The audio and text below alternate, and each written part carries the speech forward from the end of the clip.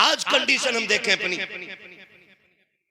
गजा फिलिस्तीन नक्शे से मिटाने की पूरी तैयारियां, हर बच्चा जानता है इस बात को, लेकिन हमें गैरत नहीं आती, हमें शर्म नहीं। अगर हम कुछ भी नहीं, मौलाना क्या कर सकते हैं, हम क्या कर सकते हैं, जा नहीं सकते, अपने हाथ में कुछ, क्यों तेरे हाथ में खाना ही खाना है, जाके भाई फला बोतल निकाल दे, फला बोतल निकाल दे, आग लगाओ इन चीजों को।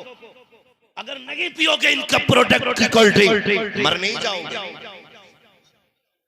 सेहतें खराब नहीं हो जाएंगी। लेकिन कसम खा के कहता हूं, सुनो और कान खोल के सुनो, इससे मतलब नहीं मैं शाहपुर का हूं, आप गनीमत नगर के हो, सोशल मीडिया के जरिए ये बात पूरी दुनिया सुनेगी। और मैं गारंटी के साथ कहता हूं, अगर आज भी तुम यहूद और नसारा के खिलाफ खड़े नहीं हुए तो कयामत में तुम्हें हौज़े कौसर मानने का कोई हक नहीं है। अगर यहाँ भी अमेरिका के प्रोडक्ट के आप पियोगे कोल्ड ड्रिंक तो हौज़े कौसर किस मुंह से मांगोगे? लात मार दो इनके प्रोडक्ट को और इनसे कह दो जो मुसलमानों का नकीब है वो हमारा कभी नहीं हो सकता। और याद रखना, मैंने खुल के ये बात कही थी, कई लोग उम्रे से लौट के आए भी तो उन्होंने बताया, मैंने कहा यार बताओ मदीने शरीफ की हाल बताओ। जब भी कोई जाता है ना तो दिल करता है उससे हुजूर के शहर की बातें पूछे, है ना। वो कहा था किसी ने, बड़ी प्यारी बात कही थी, आने वालों ये तो बताओ शहर मदीना कैसा है ना। तो हर कोई आने वाले से पूछता है, जिसने नहीं देखा खास करके वो पूछता बताओ ना कैसा है हुजूर का शहर। बात चलती रही, एक साहब ने बताया, मुझे नाम नहीं बताऊंगा लोग पीछे पड़ जाएंगे उसके, उस शख्स ने बताया कि सबसे ज्यादा बर्बादी उम्रा करने वाले खाने की करते। मुझे बैठे बैठे ख्याल आया, अगर हुजूर ने क़यामत में पूछ लिया कि तुम उम्रे के नाम पे मेरे शहर आए थे, तुमने लाखों का खाना बर्बाद किया था और मेरे गजा के अंदर मेरे चाहने वाले बगैर पानी के सहरी और इफ्तार कर रहे थे, तो बताओ ये उम्र मुंह पे नहीं मारे जाएंगे तो क्या बनेगा? हम कुछ नहीं कर सकते तो कम से कम बर्बादी ना करें, बर्बादी ना करें। और उन चीजों को बिल्कुल बैन कर दो जिस चीज का फायदा इजराइल को पहुंच रहा है। हम तो खुल के बात कर रहे हैं, खुल के बात कर रहे हैं। हैरत होती है, माफ कीजिएगा, अभी भी पलसाने में नुमाइश लगी थी ना, कुछ दिखे नदी का उसका झूला तो है ना, बहुत दूर से दिखता था, अब भी चल रही है। और यहाँ पे ना वो एक दिन मैं निकल रहा था, जा रहा था ना, तो वो रक्शे से ऐलान करता फिर रहा था, खालिद भाई रक्शे से ऐलान कर रहा था। और अक्सर हमारा जलसे में निकलना इलाके में जब भी जाना होता मगरिब बाद या इशा के वक्त में होता है, तो मैंने देखा टिर्री बोलते हैं क्या उसको, मेट्रो, चलो ई रिक्शा बोल रहे इंग्लिश में ना, ई रिक्शा, तो ये इसमें भर भर के जा रही हैं लड़कियां और औरतें। ये दिन देखने रह गए थे हमें। अगर अभी किसी मौलवी पे टिप्पणी करने की बात आए, हर चौक पे सबसे बड़ा जागिल खड़े होके ना सबसे बड़ी कमेंट करता है। वो लोग सबसे ज्यादा कमेंट करते जिनसे अपने घर में मुस्तफा का कानून नाफिज नहीं हो रहा है। गलत नहीं कह रहा हूं, रोना आता है इन बातों पे।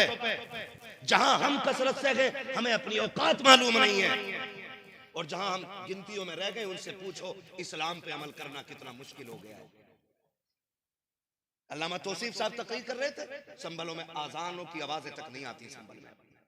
ये कंडीशन हो गई हमारी, और हमें आ रही है आवाजें तो हम कदर नहीं कर रहे। जिनके माइक बंद हो गए वो तरस रहे, और जहां आवाजें आ रही है वो कह रहे हैं पता नहीं हर वक्त माइक पे ही बैठे रहे क्या। ये कंडीशन हमारी है। रक्शे भर भर के ई रिक्शा में औरतें जा रही थी। मैं पूछना चाहता हूँ, जरा दिल पे हाथ रख के बताओ, मेरी बहन बेटियों से जाके पूछो, और मैं आपसे भी पूछना चाहता हूँ, ये जिंदगी कितने दिन की है? 60 साल, 70 साल, 80 साल, 100 साल, 150 साल, 200 साल, बस अगर 1000 भी हो जाए तो आखिर एक दिन मौत आनी है। ऐसा कोई बंदा न कि जो ये कह सके मौलवी मुझे नहीं मरना है, मरना सभी को है। तो फिर तैयारी कितनी कर रखी है? हाँ, ये तो जरूर देखा जाता है कि कौन कौन जनाजे में नहीं आया है। मिट्टी किसने दी है ये पहले देखा जाता है, ये नहीं देखा जाता है कि ये जो कब्रिस्तान जा रहा है इसकी जिंदगी कैसी गुजरी है। हाथ जोड़ के कहना चाहता हूँ खुदारा अपने घरों के माहौल बेहतर कर लो। पिपलसाने की नुमाइश हो या अपने गनीमत नगर का मेला हो या शाहपुर में लगने वाला ईद का मेला हो, बहन बेटियों से जाके कह दो तुम्हें जो रब ने निकाब दिया था ये सिर्फ पोशाक के तौर पे नहीं, सिर्फ लिबास के तौर पे नहीं, बल्कि हया के लिए पहनाया गया था। इसलिए पहनाया गया था ताकि गैर महरम की नजर तेरे वजूद पे न पड़ सके। इसलिए तुझे नकाब दिया गया था ताकि कोई बेगैरत तेरे गैरत वाले वजूद को ना देख सके। जाओ जाके बहन बेटियों से कह दो खुदा के वास्ते ये जो ई रिक्शे में भर भर के बाजारों में जाने वाली बेटियां हैं और मेलों में जाने वाली बेटियों, तुम्हें तारीख याद ना हो तो बता दो। अभी अभी किसी ने फिलिस्तीन की बेटी का इंटरव्यू लिया, उससे कहा नकाब कब तक पहनती हो? उसने कहा हम जागते हैं तब भी नकाब पहनते हैं और सोते हैं तब भी नकाब पहन के सोचे हैं। उस इंटरव्यू वाले ने पूछा था सोते वक्त क्या जरूरत है? उस बेटी ने यह कहा था यह भी तो हो सकता है कि कोई बम आके हमारी इमारत पे गिरे और वो हमारे ऊपर गिर जाए, हम उसके नीचे दबके रह जाएं और कोई हमारी लाशें ढूंढने के लिए आए। हम नकाब इसलिए पहनते हैं अगर हमारे जनाजे भी उठे तो बेपर्दा नहीं होने चाहिए, नकाब में छुपे हुए हमारे जनाजे होने। बगदाद में ना एक कत्ल हो गया, 20 लोग ना अज्ञात में उठाए गए।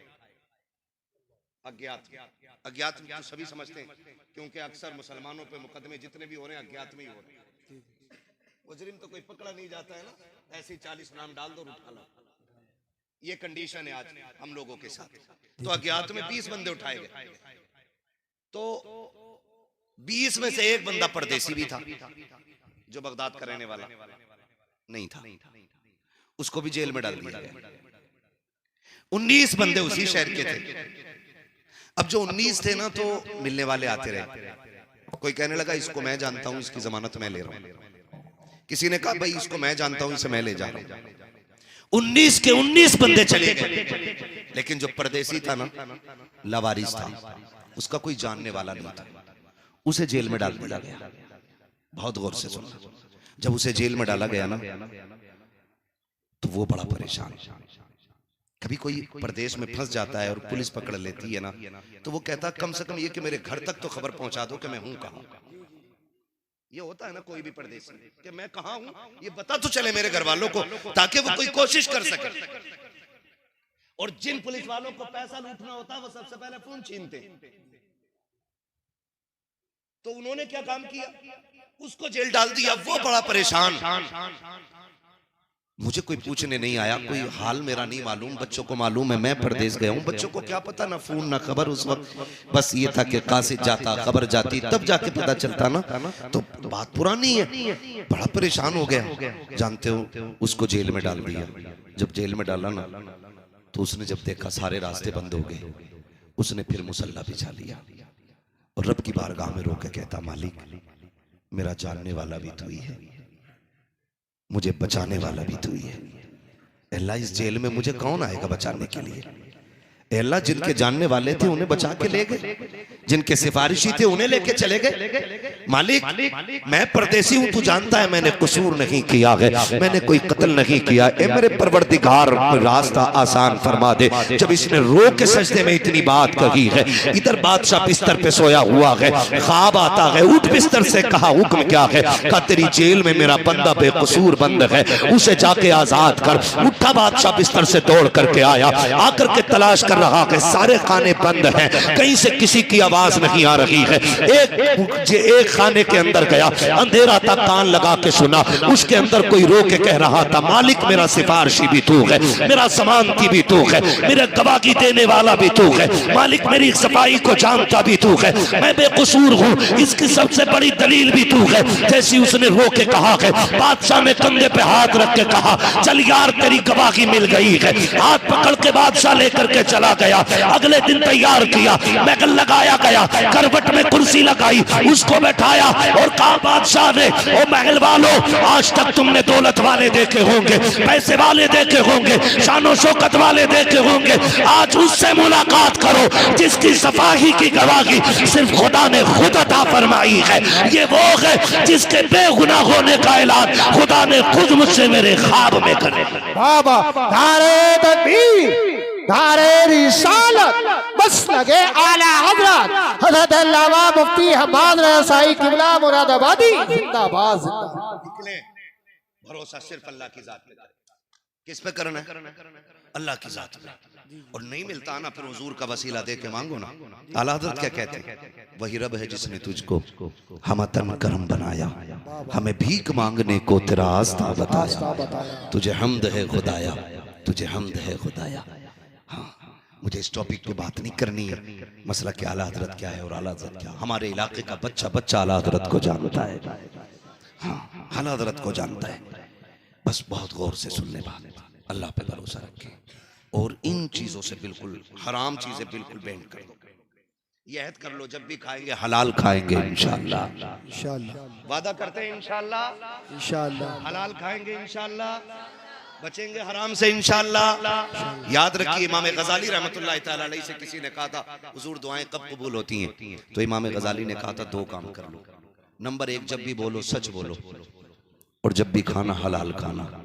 जबान तेरी खुलेगी, मकबूलियत की जमानत खुदा नाजिल फरमा देगा। बेशक बेशक। ये दो काम करने, ये दो काम करने हमें अपने रब से ये अहद करना है, मालिक जब भी खिलाना हलाल खिलाना, उस दिन मार देना जिस दिन हराम खाने पे नौबत आ जाए।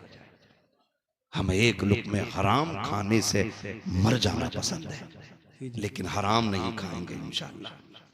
हाँ, करते इंशाअल्लाह वादा, बचेंगे इंशाअल्लाह। हराम में बहुत सारी चीजें आती हैं। मुफ्ती साहब क़िबला तशरीफ फरमाएं, बहुत सारी चीजें फर्दन फर्दन आपको बता देंगे, कभी फुर्सत में पूछेंगे। हम जो खेतों पे अक्सर जाते हैं ना, ऐसे सूत के मारी बाल ऐसे करके, खेत किसी का भी हो, पूरी बाल साफ, दो तीन टूंगे दावल ऐसे और बाकी फिर यूं। ये कतन हराम है, हराम है, हराम। आप बिल्कुल बचिए एक दाने से। सहाबा फरमाते हैं, जब हुजूर नहीं आए थे ना हमारे सामने, जाहिरी हयात पे बात कर रहा हूँ, और रह गई बात हुजूर की पैदाइश की, तो आका फरमाते हैं, कुंतु नबिय्यम व आदम बैनल माई व तीन, मैं तो तब भी नबी था जब आदम को तैयार किया जा रहा था। वाह वाह वाह। आका फरमाते हैं, अव्वलु मा खलक़ल्लाहु नूरी, सबसे पहले अल्लाह ने मेरे नूर को पैदा फरमाया। तो मैं उस लेवल पे बात नहीं कर रहा हूँ। हुजूर जब दुनिया में तशरीफ लाए ना, जाहिरी तौर पे, जाहिरी तौर पे, वरना बातिन है उम्र लाखों बरस की तेरी, मगर है ताज़ा शबाब तेरा। हाँ, हुजूर की उम्र सिर्फ 63 साल नहीं है, ये जाहिरी उम्र है। बस तवज्जो करें। सहाबा फरमाते हैं, जब तक हुजूर नहीं आए थे ना हमारे दरमियान, उस वक्त तक हम बेटियों के गले काट देते थे, पता नहीं चलता था। और जब हुजूर आ गए ना, तो रास्ते में चलते हुए भी डर लगता है कहीं पैर के नीचे चूंटी ना आ जाए। सहाबा इतने डरने लग गए, उन लोगों के ईमान और खौफे इलाही इतना कि चूंटी से भी पैर बचा के रखते थे। सुभान अल्लाह। लेकिन आज हम देखें, कई लोग बाजार में, शनीचर के बाजार में टहलते मिलेंगे, थोड़ी सी मूंगफली मार दी, ठीक है भाई, भुनी कम है, आगे बढ़ के गाजर मार दी, और आगे बढ़ गए कुछ और खा लिया, दोपहर से शाम तक पेट भर लिया, आराम से घर जाके सो गए। हल्दी लगी ना फिटकरी, रंग चोखा आ गया। पूछो मुफ्ती साहब से, कतन हराम है ये। आपको एक दाना खाने की इजाजत नहीं, बिल्कुल बचना इन छोटी छोटी चीजों से जिन्हें हम कुछ नहीं समझते, लेकिन खराबी बहुत बड़ी है, खराबी बहुत बड़ी है।